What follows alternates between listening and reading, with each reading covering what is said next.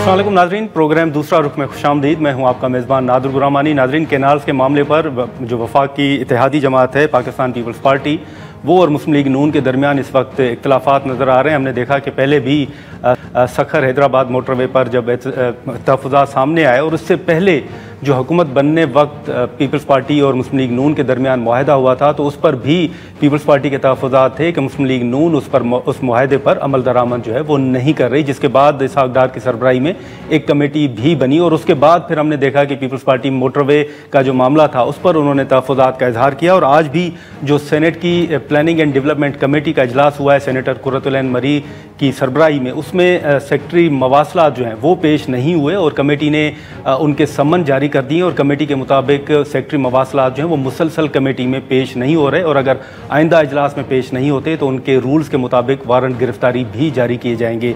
Parliament के अंदर जो कमेटीज़ का मामला है वो आपके सामने है। इससे पहले जो पब्लिक अकाउंट्स कमेटी में हुआ उससे भी आप वाकिफ़ हैं, लेकिन इस वक्त जो मामला ख़ास तौर पर पाकिस्तान पीपल्स पार्टी और मुस्लिम लीग नून के दरमियान है, जो केनाल्स का मामला है, वो मामला किस तरफ जाएगा, तहफ़्फ़ुज़ात दूर होंगे या नहीं होंगे। बिलावल साहब ने हुकूमत से अलग होने की धमकी भी दे रखी है, लेकिन इसी के साथ साथ एक अहम इशू ये भी है कि पाकिस्तान तहरीक इंसाफ के जो रहनुमा हैं वो अदालती अहकामात के बावजूद अपने लीडर इमरान खान साहब से मुलाकात नहीं कर पाते। अडयाला जेल के बाहर एहतजाज भी होता है, धरने भी होते हैं, लेकिन उसी के साथ साथ एक अहम सवाल ये भी है जो पाकिस्तान तहरीक इंसाफ से पूछा जाता है कि जिस तहरीक का ईद के बाद ऐलान होना था और जो तहरीक शुरू होनी थी वो तहरीक क्यों नहीं उसका ऐलान हो सका, वो तहरीक शुरू अभी तक क्यों नहीं हो सकी और फिर मौलाना साहब जो हैं वो अभी तक पाकिस्तान तहरीक इंसाफ के साथ चलने का फैसला क्यों नहीं कर पाए।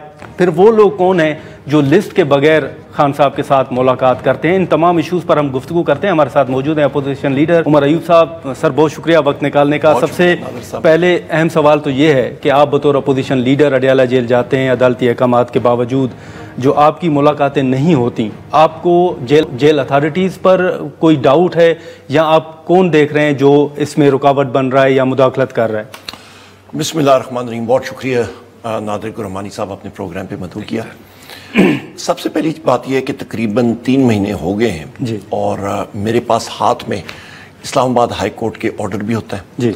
मेरे साथ मेरे साथी जो कि चीफ जस्टिस साहब ने एक तरीक़ाकार बनाया हुआ है कि आप फोकल पर्सन जो कि सलमान अकरम राजा साहब हैं, बैरिस्टर गौहर हैं और हमारे एक और साथी हैं पंजोता साहब, वो देते हैं नाम और वो जेल अथॉरिटीज़ को दिया जाता है, व्हाट्सएप के ज़रिए लिख के भी जाता है और उनका फ़र्ज़ है कि वो हमारी मुलाकात कराएं। ठीक है।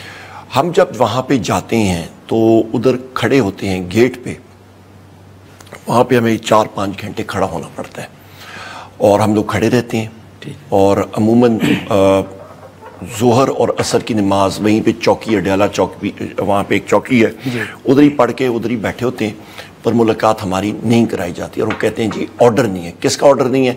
कि जी आप समझदार हैं। अच्छा, तो यहाँ पे मुझे मालूम है आपके चैनल के ऊपर भी कथन है, मैं नाम लूँ तो आप चला नहीं सकेंगे, तो मैं कहूँगा कि जी कोई हजूज माजूज वो अलाउड है लेना, हजूज माजूज तो सेंसर नहीं होगा, ठीक है ना? नहीं होगा, नहीं होगा, चले, नहीं होना चाहिए, होना नहीं चाहिए। चले देखते हैं शाम को चलता है नहीं चलता। अच्छा, हजूज माजूज जो है वो कहते हैं जी कि आप वहाँ पे नहीं मुलाकात कर सकते हैं, तो जेल सुप्रिटेंडेंट नहीं है हजूज माजूज, कोई हजूज माजूज बैठा है तो वो नहीं अलाउ करते हैं, तो वो रखते हैं जनाबे वाला कोर्ट का ऑर्डर अपने बूट के नोक पे और कहते हैं जाओ मज़े करो और अदालत को हम लोग मानते नहीं है, ना आईन है ना कानून है। पिछले हफ्ते जनाब जिस वक्त मैं वहाँ पे गया तो टाइम था 2 बजे का, मैं 12:25 पे पहला नाका मैंने क्रॉस किया, तकरीबन 300 गज दूर दूसरा नाका था, उस पर मुझे उन्होंने पकड़ लिया और मेरी गाड़ी के सामने डाला खड़ा हो गया पुलिस का। मेरी गाड़ी के ऊपर आपको मालूम है बैसियत ऑपोजिशन लीडर ये एक आईनी पोजीशन है, पाकिस्तान का झंडा, स्टेट रियासत का झंडा है और इस झंडे के पीछे लोग जाने देते हैं, शहीद होते हैं कि झंडा हमारा लगा है। पंजाब पुलिस ने उस गाड़ी को रोका। जब उनकी मैंने तवज्जो इस साइड पे लाई कि जी आप रियासत की गाड़ी को रोक रहे हैं, उन्होंने कहा जी रियासत हमारे लिए ये नहीं है, हमारे लिए रियासत अडयाला जेल के अंदर हजूज माजूज है, क्लियर कट, हम लोग उसका ऑर्डर मानेंगे, बाकी हम लोग किसी को जानते नहीं है। हाँ, लेकिन उमर अयूब साहब कुछ दिन पहले हमारी जो हुकूमती नुमाइंदे हैं उनसे गुफ्तगू हो रही थी और उन्होंने वाज़े तौर पर कहा कि कुछ लोगों को, जिसमें उन्होंने अलीमा साहिबा का नाम दिया, कि उनकी मुलाकात इसलिए नहीं करवाने दी जा रही क्योंकि वो मुलाकात के बाद बाहर आके वो सियासत करती हैं, वो सोशल मीडिया को डायरेक्शंस देती हैं, वो आर्टिकल छपवाती हैं, तो इसलिए हम नहीं करवाने देते। हो मुझे नहीं पता था पाकिस्तान में सियासत करना ममनू एक्टिविटी है। आप अपोजिशन लीडर को अदालत का मतलब उसका धज्जियां उड़ा के वो आप कर सकते हैं, पर सियासत जो है आपकी ममनू एक्टिविटी है। मुझे तो नहीं मालूम था किस रूल के तहत सियासी एक्टिविटी ममनू है। हमारी बहन आलिया हमजा साहिबा को परसों रात वर्कर्स कन्वेंशन से उठा लिया गया। किसके तहत? यहाँ पे क्या हो रहा है नादिर साहब? यहाँ पे हुकूमती लोगों से पूछें कि भैया आप लोग सिंध का पानी बेचने के चक्कर में तो लगे हुए हैं, आपने बेच दिया है, वो ममनू एक्टिविटी नहीं है, वो आप अलाउड है। आपने जनाब वाला बलूचिस्तान में मिसिंग पर्सन्स लोगों को गोली मार के छलनी करके उनकी मैतें फेंक देते हैं, वो जायज है। उनके आप रिसोर्सेज जो बलूचिस्तान के लोगों के हैं वो आप जो मर्जी उठा के ले जाएं, केपी के रिसोर्सेज ले जाएं, सिंध के ले जाएं, सिंध का पानी काट दें, वो जायज है। आपको जनाब वाला दो आपके अहमद नूरानी साहब के भाई वो कच्चे के डाकुओं के पास अचानक मतलब बरामद होते हैं, तो पक्के के डाकू ने उनको दिया, किसने दिया? ये ऊपर छाता बरदार फौजियों के मतलब उसके छतरी के साथ नीचे आए हैं उनके पास, ये जायज है। पर आप कौन सी सियासी एक्टिविटी अलीमा खान साहिबा ने या हम लोग, मैं तो हुई सियासतदान, मेरा काम है अपोजिशन लीडर, मैं तो बोलूंगा, मैं हुकूमत के खिलाफ टिका के बोलूंगा, मेरा काम ही बोलना है और मैं पॉइंट आउट करूंगा और मैं रेस करूंगा। मुझे मेरी आवाम ने मैंडेट दिया। आपका एक नुक्ता ये भी है ना, उमर रईफ साहब के जुनैद अकबर साहब तकरीर करते हैं, वो आपके मुताबिक वो सेंसर कर दी जाती है, तो फिर स्पीकर साहब से इस पर कोई बात नहीं हुई? मेरे मुताबिक नहीं, मैं फैक्ट बता रहा हूं, मैं आपको बता रहा हूं जनाब कि आपका पिछले साल पार्लियामान में हजूज माजूज नाजिल होते हैं और वो हमारे मेंबरान को उठा के ले जाते हैं, नामालूम जगह पे रखते हैं। आपके मेंबरान को? हाँ जी, मेंबर कौमी असेंबली को, और किसको? वहां पे उनको अंदर नहीं बिठाया हुआ था, किडनैप नहीं किया था। आप तरमीम का जिक्र कर रहे हैं? तरमीम से पहले की मैं बात कर रहा हूं जनाब। अच्छा, वहां पे आप जरा चेक करें ना अपने पास, मैं आपको डिटेल्स दूंगा। जहां पे फिर स्पेशल कमेटी बिठाई थी स्पीकर ने, मैंने इसरार किया था, वो बिठाई थी। उसका क्या हुआ? सार्जेंट एट आर्म्स को चंद महीनों के लिए सस्पेंड किया, उसके बाद रफू चक्कर करके मिट्टी पाओ और आगे बढ़ो। मतलब क्या हुआ? नहीं, उस पर स्पीकर साहब का बयान आ गया है कि मैंने तहकीकात करवाई थी, लेकिन मालूम नहीं हो सका कि उठाने वाले कौन थे। कौन थे? यही बात हुई ना। तो हजूज माजूज ही हुई या जिन्नात आए होंगे रात को? कौन था? इब्लीस था? कौन सा केड़ा जिन था? कौन था? किधर से आया? मतलब नेशनल असेंबली में आप आ जाते, मतलब नेशनल असेंबली आप कवर करते हैं, आप उधर होते हैं, कोई ऐसे मुंह उठा के अंदर आ जाएगा? क्या बच्चों वाली बात कर रहे हैं? मतलब वो कहते हैं ना, मैं कहूंगा कि उनको कि ये ग्रो अप, ठीक है ना? लेकिन बात एक सेकंड जी, मैं बात खत्म करूं नादिर साहब। दूसरी बात ये आ जाती है आपकी कि वहां पे जनाबे वाला उसकी कोई तहकीक नहीं है। वो उस दिन स्पीकर स्टैंड ले जाता है यार सादिक साहब, और स्टैंड लेता और कहता है जी मुझे वो बंदे चाहिए, सामने पेश करो, इनके खिलाफ FIR करो, इनके डिपार्टमेंट्स के हेड्स के खिलाफ FIR करो, जेल भेजो, तब ये इसका तदारक होता। वो लेट गए। उसके बाद आप आए 12 मार्च 2025 को बैसियत अपोजिशन लीडर सिंध के कनाल्स के ऊपर मैंने रेजोल्यूशन बनाई, टाइप करवा के, दस्तखत करवा के कौमी असेंबली में जमा करवाई। गैब 7 मार्च को पीपल्स पार्टी वाले उठ के रेजोल्यूशन के बारे में कनाल्स के ऊपर बात कर रहे हैं। मैं उठ के स्पीकर को मैंने कहा, मैंने बटन प्रेस किया, मैंने कहा जी मैं 2 चीज़ों पे बात करना चाहता हूँ। अख्तर जान मिंगल साहब को वहाँ से किडनैप, उन पे गोली चली है बलूचिस्तान में, और वो मैं उस पर रोशनी डालना चाहता हूँ। और दूसरा, कनाल्स का रेजोल्यूशन हम लोगों ने 12 मार्च को ही दी थी, उन्होंने फ्लोर ही नहीं दिया। लीडर ऑफ द ऑपोजिशन जब भी उठता है या leader of the house, immediately वो उसको फ्लोर दिया जाता है। हाँ। ये आपका एक ट्रेडिशन में एक सीट, ये उमर अयूब के लिए नहीं है, ये आपका एक सीट के साथ, इस पोजीशन के साथ लेकिन इस्तेकाक है। मुझे उन्होंने नहीं उठने दिया, हमने वॉकआउट किया और स्पीकर ने फ्लोर ऑफ द हाउस पे किया जी। पीपल्स पार्टी ने 7 अप्रैल को दिया था, 10 अप्रैल को हमने दूसरी रेजोल्यूशन दी, पिछली वाली गैब। आज उनको खत भी मैंने लिख दिया, मैं अभी पब्लिक करने वाला हूं कि उसकी तहकीकात होनी चाहिए।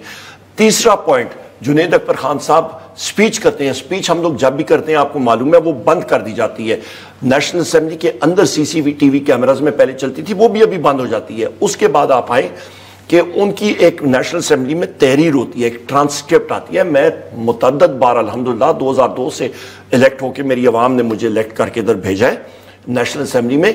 हमेशा आपकी स्पीच निकलती है, उस पर आप चेक करते हैं, उसको ओके करते हैं ट्रांसक्रिप्ट, और वो फिर बाकायदा छपती है और लाइब्रेरी में मौजूद होती है। वहां पे जुनैद अकबर खान साहब का वो रिकॉर्ड स्पीच का ही गैब, उन्होंने 3 बार लिखा है स्पीकर को और सेक्रेटेरिएट को मेरी स्पीच तो फिर आपके पास अब रास्ता क्या है सर, अगर ये हो रहा है तो? हुकूमत में जरा भी शर्म हो ना, जरा भी हया हो, जरा भी गैरत हो, वो एक्शन ले, वो एक्शन ले और अपनी स्टेक, अपनी मरी हुई साख को वो जिंदा सर एक्शन तो स्पीकर साहब ने लेना है ना, तो लेना। वो ले, उनको कौन वो कर रहा है, मिसगाइड कर रहा है, वो कस्तन कर रहे हैं। उनको एक्शन लेना चाहिए। ये सारी चीजें उनके हाउस के अंदर है कि आपके हाउस के अंदर हाजूज माजूज आ रहा है, आपके हाउस के अंदर आके हाजूज माजूज रेजोल्यूशन 12 मार्च 2025 का ऑपोजिशन का गैब कर रहा है, आपके हाउस के अंदर आके हाजूज माजूज जुनैद अकबर खान साहब की स्पीच को रफू चक्कर करके गैब कर रहा है, अकाउंट डिलीट कर रहा है, मतलब सारा रिकॉर्ड डेटा डिलीट कर रहा है। कौन कर रहा है, क्यों कर रहा है? एक्शन ले, नंबर 1। नंबर 2, हम लोग आगे आते हैं कि मुल्क में ना आईन है ना कानून। बात होती है जी कि आप हार्ड स्टेट है, हार्ड स्टेट आप आईन और कानून के ऊपर होते हैं। आपका जो हाई कोर्ट का ऑर्डर है वो आप बूट की नोक पे रखें तो फिर पीछे रह क्या गया? आप किस चीज से इन्फोर्स करें? लेकिन उमर रईस साहब, जब आप जिक्र करते हैं तो फिर आपके मुखालफिन ये भी जिक्र करते हैं कि आपके दौरे हुकूमत में यही पार्लियामेंट था, इसी सेनेट के हॉल में कैमरे भी लगे थे और उस वक्त लोग कहते भी थे कि हमें कॉल्स आती हैं और कहा जाता है कि आप वोट दें। आप मुझे बता दें वहां पे कौन से बंदे को इस तरह उठा के गैब कर दिया गया था? मुझे बता दें कि किस आपके कौन से शख्स के घरों में आके खवातीन को बाल करके निकाल उधर से किया था, बाहर निकाला था। वो तो मरियम नवाज साहबा के कमरे में या होटल में जिस शख्स ने बंदे भेजे थे वो उसका नाम था जनरल बाजवा, ठीक है ना? तो उसको बिलावल ने जाके कंप्लेंट की थी ना वज़ीर आज़म इमरान खान साहब की हमारी हुकूमत का, तो उसने खुद बंदे भेजे थे। तो उससे पूछे ना, वो तो इधर ही अभी रिटायर्ड है, उससे पूछे। और मुझे पूरा यकीन है कि जो मैंने ये नाम दिया ये भी आपके प्रोग्राम में शाम को नहीं चलेगा। नहीं सर, होपफुली चल जाएगा।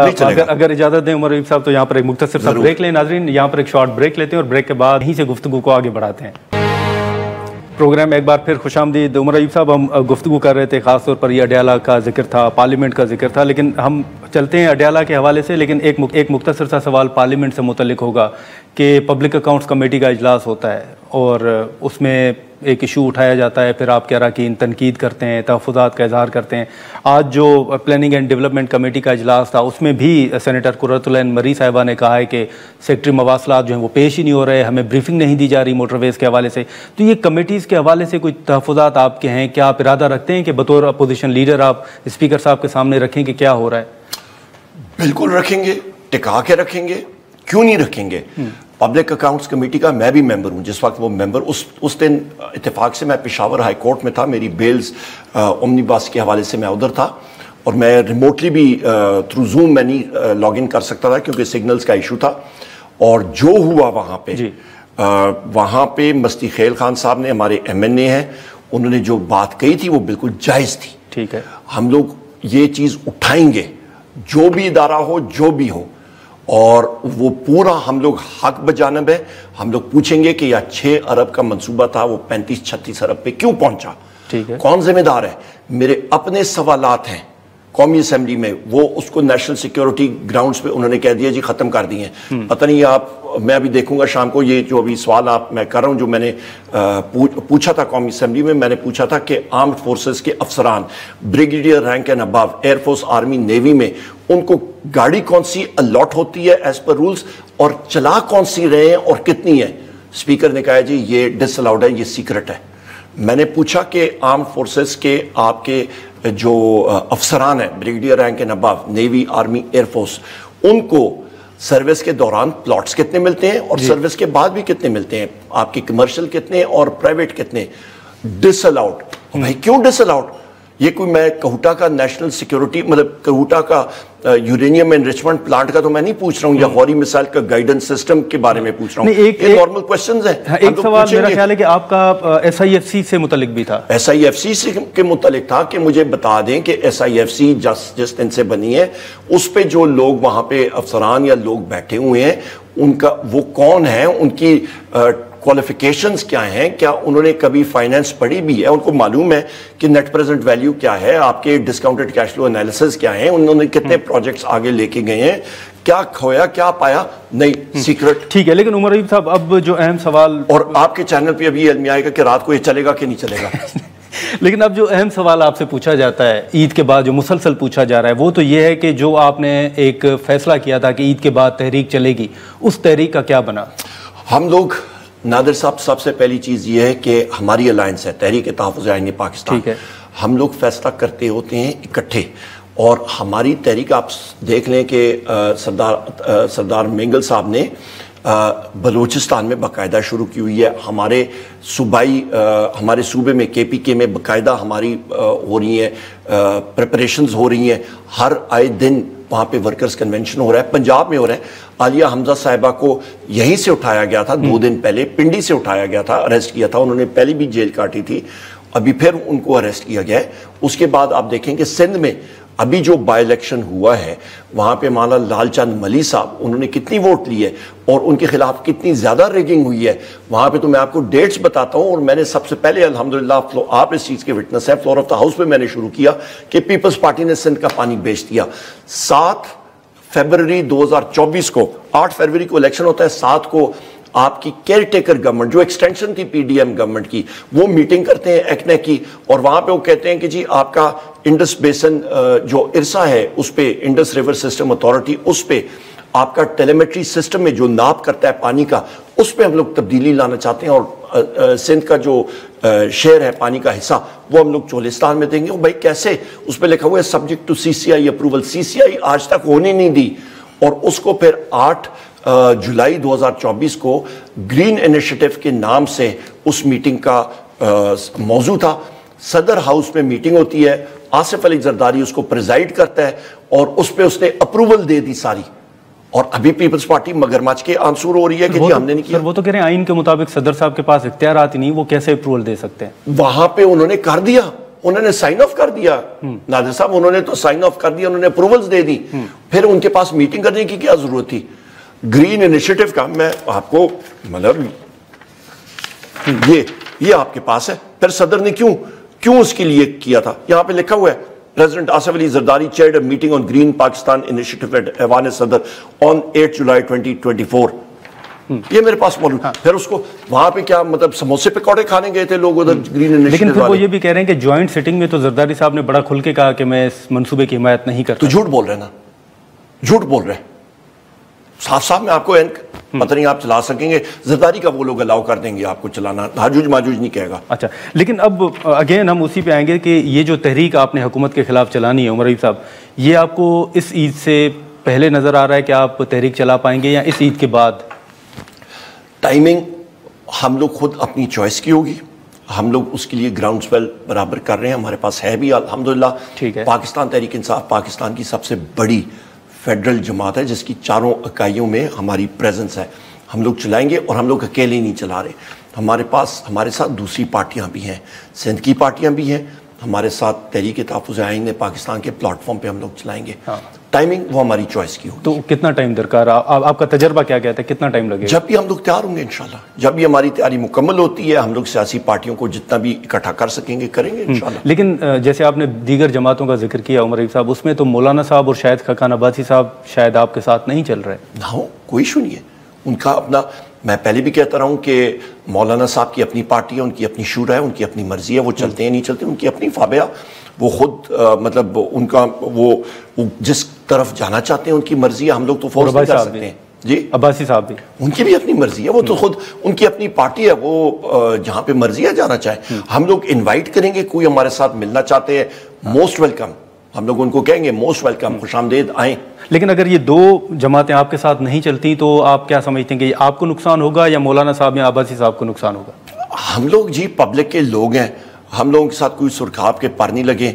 हम लोग वज़ीर आज़म इमरान खान साहब जो हैं वो पब्लिक की ज़बान बोलते हैं। हाँ। वो आइन और कानून की पासदारी की बात करते हैं। हाँ। अचकज़ई साहब इस TTAP को, तहरीक तहफ़्फ़ुज़ आइन पाकिस्तान को लीड कर रहे हैं, हमारे साथ बाकी साथी हैं। हम लोग अपना काफिला लेके आगे चलेंगे, जो आ गया काफिले में वेल एंड गुड। मौलाना साहब की अदम शिरकत पर आपकी तहरीक को कोई असर नहीं पड़ेगा? वहां पे जितना साथी, मैं एक सियासतदान हूं, मैं फील्ड का पॉलिटिशियन हूं, मेरे लिए एक एक वोट कीमती होती है नादिर साहब। मैं कभी नहीं कहूंगा कि जी ये बंदा मेरे साथ नहीं होगा तो अच्छी बात है। प्लान बी है, मतलब हम लोग चलते रहेंगे। एक काफिला देखें, आप एक काफिला चलाते हैं, काफिला चलता है, लोग आते रहते हैं। लेकिन उमर रईफ साहब, अभी जो आजम स्वाति साहब का एक बयान था मुज़ाकरात के हवाले से, उस पर मौलाना साहब ने बड़ी खुल के बात की कि जब PTI के लोग हमारे साथ मुज़ाकरात करने आए थे तो उस वक्त ये तय हुआ था कि किसी को एतमाद में लिए बगैर हम किसी और से रब्ता नहीं करेंगे। तो आप समझते हैं कि उनका गिला जायज़ है मौलाना साहब का? मुज़ाकरात तो किससे हमारी हुई नहीं ना। आजम खान स्वाति साहब ने बात की थी, पर मुज़ाकरात तो किससे हुए नहीं है। अभी कोशिश हो रही है? नहीं हो रही। किससे हुए? हमारे तो किसी से बातचीत नहीं हुई। नहीं, लेकिन फिर PTI को सर वाज़े तो करना चाहिए कि अगर आप मुज़ाकरात चाहते हैं तो किसके साथ? वज़ीर आज़म इमरान खान साहब ने वाज़े मतलब पैगाम दिया था बैरिस्टर गौर साहब के जरिए, और उन्होंने बता दिए, इंस्ट्रक्शंस दे दिए। अल्लाह खैर। नहीं, लेकिन सर गंडापुर साहब का भी बयान है ना कि इमरान खान साहब चाहते हैं मुज़ाकरात, मुल्क की खातिर वो चाहते हैं कि बातचीत हो। हम लोग बाकी पार्टियों को साथ मिला के पाकिस्तान की बका के लिए, पाकिस्तान की आइन की सुप्रीमेसी के लिए बाकी भी हमारे साथी होंगे, तब आगे बात चलेगी। किससे बात चलेगी? जिसके साथ मर्जी है। हुकूमत के साथ तो हमने बना के चलाई थी, इस्टेब्लिशमेंट हो, हुकूमत हो, XYZ हो, पर उस पर आइन के हवाले से, आइन की बालादस्ती के हवाले से कि जी आपका काम यह है हुकूमत चलाना सिविलियंस का एज पर द कॉन्स्टिट्यूशन, आइन और कानून के मुताबिक, उस पे चले फाबे। हाँ, नहीं उमर साहब, मैं यही पूछना चाह रहा हूँ कि हुकूमत के हवाले से तो आपके तहफ़्फ़ुज़ात हैं, एक कमेटी भी बनी थी, बातचीत आगे नहीं बढ़ी, उनके पास इख्तियार ही नहीं था। हाँ, तो अब आपके पास ऑप्शन एस्टेब्लिशमेंट है। हमारे पास जब देखें वज़ीर आज़म, लोग कहते हैं जी वज़ीर आज़म इमरान खान साहब के लिए, उन्होंने मुझे खुद, मैं जब 3 महीने पहले गया था, उन्होंने कहा था उमर मैं कोई ना डील चाहता हूँ ना ढील चाहता हूँ। ठीक है, ठीक है। उन्होंने क्लियर वो चीज कर दी। उन्होंने कहा एक चीज पे हम लोग डटे हुए हैं, वो आइन और कानून की पासदारी, दैट्स इट। लेकिन सर अगेन बात किससे होगी? जो इस चीज को मानेगा कि उसने अपने दायरे इख्तियार में रहना है और आइन और कानून के मुताबिक जो जो मतलब इदारे वो अपने अपने दायरे इख्तियार में रहेंगे। आइन में आर्टिकल 7 है, उस पर रियासत की डेफिनेशन आप देख लें। हाँ।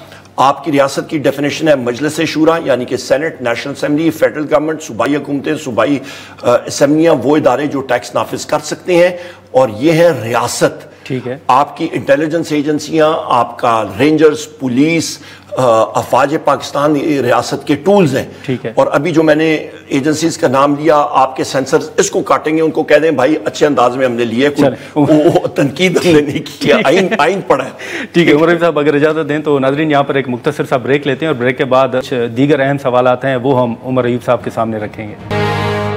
प्रोग्राम में एक बार फिर खुशामदीद। उमर रईफ साहब, ये हम इस्टेब्लिशमेंट के साथ मुज़ाकरात या हुकूमत के साथ बात कहाँ जाएगी उस पर बात कर रहे थे, तो एक सवाल, जब आज़म स्वाति साहब का बयान आया था तो उसके बाद बड़ी तनकीद भी हुई। आपके मुखालफिन ने कहा भी कि देखें हकीकत तो सामने आ गई कि PTI क्या चाहती है। आप समझते हैं कि आज़म स्वाति साहब के बयान से PTI के नैरेटिव को कोई धचका पहुँचा है, नुकसान पहुँचा है? नहीं, हम देखिए PTI का नैरेटिव बड़ा क्लियर है। PTI का नैरेटिव वज़ीर आज़म इमरान खान साहब खुद देते हैं। वो हमारे, ठीक है, वो हमारे फाउंडर चेयरमैन हैं, हमारे दिलों पे राज करते हैं, और उन्होंने जो इंस्ट्रक्शंस दी वही पूरी होंगी, दैट्स इट, उसमें दो राह है नहीं। लेकिन अब जो मखसूस नशिस्तों के हवाले से एक आपका मौक़िफ़ था, उस पर आप नहीं समझते कि PTI खामोश है? फॉर्म 47 के हवाले से, मखसूस नशिस्तों के हवाले से अभी आपका फोकस अडियाला में मुलाकातें और तहरीक है? नहीं, आप ये देखें कि शिबली फराज साहब ने, अपोजिशन लीडर सेनेट ने, उन्होंने चेयरमैन सेनेट को, बाकियों को ख़त लिखा है। हाँ। और उन्होंने इलेक्शन कमीशन को कहा है कि जी आप एक सीट जो कि मतलब सिंध में खाली हुई है उसके ऊपर आप इलेक्शन करा रहे हैं, तो सानिया निश्तर साहिबा की सीट भी खाली थी, उस पर क्यों नहीं करा रहे हैं? हम लोग बात करें कि हमारे सूबे में, हमने तो केस भी किया हुआ है कि जी हमारी जो सेनेट की सीटें अभी तक नहीं इलेक्ट हुए हैं, वो क्यों नहीं है? तो हमारी रिजर्व सीटें भी जो हमारी पार्टी की बनती हैं, PTI की पार्टी, वो कोर्ट ने एलोकेट की हैं, उसको क्यों नहीं लाते हैं? ये वो सारी चीज़ें ना जो कि क्वेश्चन मार्क डालती हैं इलेक्शन कमीशन पे और कोर्ट्स के कि वो अपना फैसला इंप्लीमेंट क्यों नहीं करा सकते, चाहे वो अडयाला जेल हो, चाहे वो XYZ काम हो। लेकिन हाल ही में जो अमरीकी वफद आया था उसमें हमने देखा कि शिबली साहब का भी तहफ़्फ़ुज़ात आए कि हमें दावत नहीं मिली। तो आपके जिन लोगों ने मुलाकातें की, आप समझते हैं कि आपको इत्माद में लिया गया था या आपको जानबूझ के साइड पे रखा गया? देखिए मैं आपको एक बात बता दूं नादिर साहब, वैसियत अपोजिशन लीडर, मुझे ना स्पीकर ऑफिस से कहीं से इन्विटेशन आया ना कहीं पे और से आया। बॉटम लाइन यहाँ पे ये बात ख़त्म हो गई। अच्छा, वहाँ पे हमारे 2 साथियों को इनविटेशन आई, मेरे ख्याल एम्बेसी में वो गए, उन्होंने वो किया। और रिसेप्शन, आप एम्बेसीज का रिसेप्शन आपने काफ़ी अटेंड किए। रिसेप्शन क्या होता है? Hello, hi, how are you, good evening, ठीक है। और वो इतनी ही बात होती है सिर्फ, उससे ज़्यादा वहाँ पे बातचीत, कोई ये पार्लेज या कोई वो तो नहीं था। रिसेप्शन में यही होता है, दैट्स इट। और क्या हुआ? लेकिन वो ये भी कह रहे हैं कि देखें, आपको अमेरिका से उम्मीदें थी या उम्मीद थी। मेरा कोई भी इंटरव्यू देख लें, मेरा कहीं पे भी मुझसे पूछा गया, मैंने हमेशा कहा जो भी होगा पाकिस्तान के अंदर हम लोग करेंगे। हमें किसी से कोई उम्मीद, हम लोग रब से मांगते हैं और अपने जोरे बाजू पे हम लोग। उमर साहब, इस वक्त जो वकला के हवाले से बात हो रही है, एक तो ये है कि जो लिस्ट के बगैर खान साहब से मुलाकातें कर रहे हैं, वो लोग किस तरह मुलाकातें करें, किसका आशीर्वाद हासिल है? लिस्ट के बगैर जो हमारे साथी उधर गए, वहां पे मतलब कौन था? बैरिस्टर गौहर साहब पार्टी के चेयरमैन हैं, उनकी मुलाकात हो गई। अली जफर साहब सेनेट में पार्लियामेंट्री लीडर हैं, उनकी मुलाकात हो गई। फाबिया हो गई, सही है, पार्टी के ही लोग हैं। और वज़ीर आज़म इमरान खान साहब ने अपनी इंस्ट्रक्शंस दी हुई हैं, लिस्ट के मुताबिक हो, अल्लाह खैर सलाह भी देखेंगे। लेकिन ये जो फिर एक नुक्ता ये भी है ना कि जो वकला है, वो एक बड़ी तनकीद ये भी हो रही है कि वो तो भारी फीस ले रहे हैं अपने केसेस लड़ने के हवाले से। गंडापुर साहब उनको फ़ीस अदा कर रहे हैं। आप समझते हैं कि वाकई वकला को फ़ीस अदा की गई है या की जाएगी आगे भी? माँ सिवा एक वकील साहब के जो प्रोफेशनल वकील हैं, जिनका किसी पार्टी से ताल्लुक़ नहीं है, बाकी और कोई वकील, कोई मेरे कम अज़ कम दानिश में कोई फ़ीस नहीं ले रहा। कौन से वकील को फ़ीस दी जा रही है? जो प्रोफेशनल है, मैं क्यों मतलब वो करूँ? अच्छा, तो लेकिन ये जो फिर पार्टी के अंदर, पार्टी से ताल्लुक नहीं, वो प्रोफेशनल वकील। अच्छा, जो पार्टी के अंदर फिर इख्तिलाफात की बातें हैं, उमर साहब, आप देख रहे हैं कि वाकई कोई किसी को बाईपास कर रहा है, कोई लिस्ट में, जैसे पहले 2 रुकनी कमेटी थी, फिर तहफ़्फ़ुज़ात आए तो 5 रुकनी कमेटी बन गई। आप ये देखें नादिर साहब के इस कायनात में रब्बुल इज़्ज़त की हाकमियत हर जगह पे है, ठीक है, पर एक इब्लीस उठ के उसने कहा जी मैं नहीं मान, मैं सजदा नहीं करता, ठीक है, नहीं, वो भी अलहदा हो गया। मतलब एक तनाज़ा तो पड़ गया। हाँ।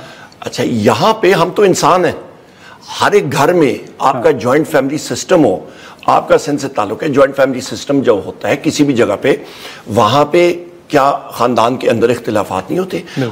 हम लोग जमहूरी पार्टी हैं। मैं सबसे पहली बात करता हूं, हम लोग कोई मुगलिया दौर के वो क्या वो फिल्मों में या नहीं दिखाते हैं, वो आपके तस्वीर होती है जी, हाथ बांध के वहां पे शहंशाह के सामने खड़े हैं कि जी हजूर, नहीं, हम लोग वो नहीं है। हम लोग मुंह पे बात करने वाले हैं। हम लोग वजीर आजम इमरान खान साहब से के सामने बैठ के अपने दिल की बात बड़ास निकालते हैं।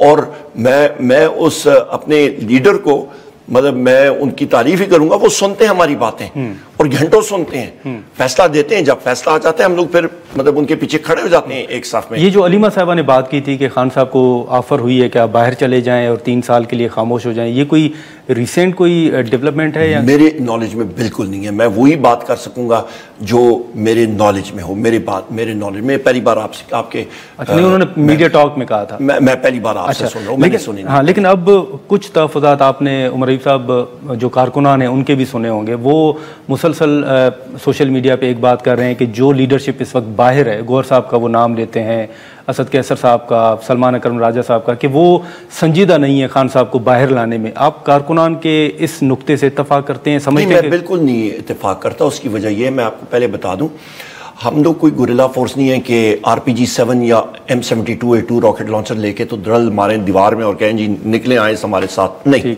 ठीक है। नंबर 1। नंबर 2 चीज़ ये कि आपके जो फॉर्म 47 के गवर्नमेंट के वुज़रा हैं वो खुद कहते हैं कि जी वज़ीर आज़म इमरान खान साहब आज माफ़ी ले लें तो वो छूट के आ जाएंगे। इसका मतलब है कि केस ही सारे के सारे गलत हैं। सारों के जहन में एक होना चाहिए कि यहाँ पे सिविल सुप्रेमेसी पाकिस्तान में नहीं है। अभी मैं जो बात कहूंगा वो आप, मेरा नहीं ख्याल आपका चैनल चला सकेगा। मैं सोशल मीडिया पे कहता होता हूं, मैं रात को देखूंगा चलता नहीं चलता। यहाँ पे वर्चुअल मार्शल लॉ है। बॉटम लाइन ये है, यहाँ पे ना आइन है, ना कानून है, ना कुछ है। सो लिहाजा जब आप ये बात करते हैं और अदालतें जो हैं वो उनके कहने पे ही चलती हैं और अदालत अपना रिट नहीं इन्फोर्स कर सकते, तो लिहाजा वज़ीर आज़म इमरान खान साहब, बुशरा बीबी साहिबा, शाह महमूद कुरैशी साहब, डॉक्टर यास्मीन राशिद साहिबा, मियाँ महमूद रशीद साहब, इजाज़ चौधरी साहब, हसन न्याजी साहब, आपके उमर चीमा साहब, सालार खान काकड़ साहब, आपके सदाम तरीन, या फिर आपकी आलिया हमजा साहिबा, जो अभी ये सारे अरेस्ट भी 3 हुए हमारे साथी, ये सब के सब पॉलिटिकल प्रिजनर्स हैं। पॉलिटिकल प्रिजनर्स के ऊपर नॉर्मल अभी हमारे ऊपर जो केसेस, मतलब आपसे बात होती है, आप कहते हैं जी प्रोग्राम में आए, मैं कहता हूँ मैं फलानी अदालत में हूँ, फलानी अदालत में हूँ। आज के दिन मेरा केस ATC सरगोदा में था, मेरे मतलब मुख्तलिफ केसेस मुख्तलिफ अदालतों में थे, तो मैं किधर किधर जाऊं एक दिन में, मतलब मेरे पास, मैं 3-4 हिस्सों में भी अपने आप को भी काटूं नहीं जा सकता। लिहाजा पाकिस्तान में इस वक्त आइन और कानून नाम की कोई चीज ऑपरेट ही नहीं कर रही। लेकिन उमर साहब, फिर ये जो आपके तहफ़्फ़ुज़ात हैं फॉर्म 47 के हवाले से, पार्लियामेंट के हवाले से, हुकूमत के हवाले से, तो फिर जो अचकज़ई साहब ने एक तजवीज़ दी है कि स्टैंडिंग कमेटी से इस्तीफ़े दे दें, स्पीकर साहब के खिलाफ तहरीक अदम एतमाद ले आएँ, उस पर गौर हो रहा है या इस्तीफ़ों का ऑप्शन भी इस्तेमाल हो सकता है? नहीं देखें जी, ये तजावीज़ ज़रूर आती हैं। हाँ। इसको कितने में पार्टी अग्री करती है नहीं करती है, वज़ीर आज़म इमरान खान साहब से भी हम लोग, मतलब फाइनल डिसीजन उनका है, ये मैं आपको बता दूं। उनसे जब मुलाकात होगी तो वो डिसाइड करेंगे। अल्लाह खैर सलाम। यहाँ पर एक शॉर्ट ब्रेक लेते हैं और ब्रेक के बाद यहीं से गुफ्तगू को आगे बढ़ाते हैं। प्रोग्राम में एक बार फिर खुशामदीद। अभी हम वज़ीर कानून साहब का बयान भी देख रहे थे कि 26वीं आईनी तरमीम के बाद किसी और तरमीम की ज़रूरत नहीं है, लेकिन अगर ज़रूरत पड़ी तो हो सकती है। आप देख रहे हैं आने वाले दिनों में मज़ीद कोई तरामीम? यहाँ पे तो एक तरामीम की फैक्ट्री इन्होंने बनाई हुई थी, और जिस तरीके से 26वीं तरमीम को लाया गया और मेंबर्स हमारे उठाए गए और कनपट्टी पे बंदूकें लगा के उनको इधर उधर किया गया था, सेनेट में भी जिन मेंबरान को उठाया गया, जिस तरह के हस्पताल से हाजूज माजूज ने उठाया, शर्म आनी चाहिए। They should be ashamed of themselves. और बिलखसूस मिनिस्टर लॉ भी, हम लोग उस कमेटी में, उस स्पेशल कमेटी को जिसको मेरी तजवीज़ से बनी थी कि हम लोग पार्लियामेंट का वकार ऊपर करें, उसको उनने वेपनाइज करके इस 26वीं तरमीम के लिए बनाया था। और बदकिस्मती के साथ वहाँ पे हम लोग जब बैठे होते थे तो जब मसवदा कोई आता था गवर्नमेंट के लोगों के साथ, फॉर्म 47 वालों के पास, वो आपस में हंस के वो मतलब क्या कहते हैं, शर्मनाक, वो शर्मीली सी हंसी करके कि जी ये कौन सा ड्राफ्ट है, किधर से, उनको खुद नहीं पता होता था ये किधर से आया। कोई फटपटी, मेरा ख्याल है फटपटी में बैठ के डिस्पैच राइडर पिंडी से लाता था। हुकूमत के लोग कहते थे कि ये जी, उनको नहीं पता होता था। अच्छा जी। लेकिन अभी आप हुकूमत के लिए कौन सा बड़ा थ्रेट देख रहे हैं, कौन सा बड़ा चैलेंज देख रहे हैं? जो पाकिस्तान की अवाम, जो बिलावल साहब ने कहा है कि हम अलग हो जाएंगे। पाकिस्तान की अवाम, बिलावल में इतनी वो हॉर्स पावर नहीं है कि वो कुछ कर सके, न वो और नजरदारी। वो तो मैंने आपको पहले ही बता दिया था कि उनको एक रात को जिन्नात नाजिल होंगे, एक उनको दफा लगेगा और सीधा वो नून के साथ बैठे होंगे। वही बात हुई कल रात, परसों रात मेरा ख्याल लग गया था, आज अखबार में पढ़ रहा था जनाब, बिल्कुल शीरो शक्र हुए थे कि जी आला मुल्क के आला तर मफाद में हम लोग शीरो शक्र हो गए। नहीं, लेकिन सर बिलावल साहब का आप नहीं समझते मौक़िफ़ बड़ा वाज़ेह है कि अगर केनाल बनेंगे तो वो अवाम के साथ खड़े होंगे, हुकूमत के साथ नहीं? बिल्कुल नहीं, बिल्कुल नहीं होगा, कोई वो नहीं है। मैंने देख लिया ना 26th अमेंडमेंट में, और बाकी भी किसी में इतना वो हिम्मत नहीं है कि वो मतलब सामने खड़े हो जाए। तो आप ये पीटीआई है जो खड़ी है। तो ये जो हुकूमत के लिए बड़ा चैलेंज आप देख रहे हैं कि वो अवाम होगी, और वो तहरीक हुकूमत के लिए सबसे बड़ा चैलेंज पाकिस्तान की मईशत है, पाकिस्तान में बढ़ती हुई बेरोजगारी है, पाकिस्तान जिस तरह डाउनफॉल पे जा रहा है वो है, आपकी मईशत डेड है। सर मईशत तो हुकूमत के ने संभाल ली है। मैं मेरे साथ सामने रखें, कहां पे संभाली है?